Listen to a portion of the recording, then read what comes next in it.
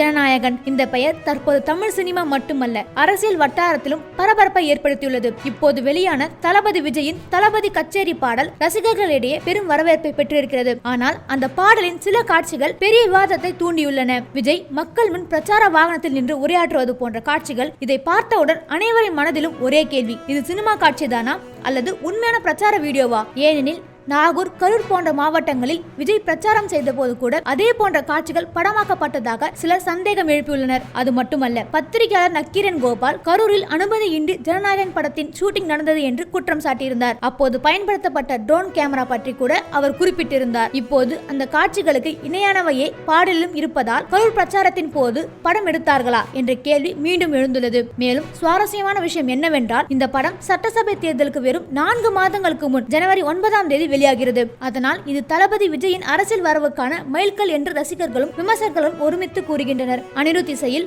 விஜய், அனிருத், அறிவு மூவரும் இணைந்து பாடிய இந்த பாடல் விஜயின் பழைய படங்களில் இருந்து புதிய அரசியல் தளபதி வரை ஒரு பயணத்தை காட்டுகிறது.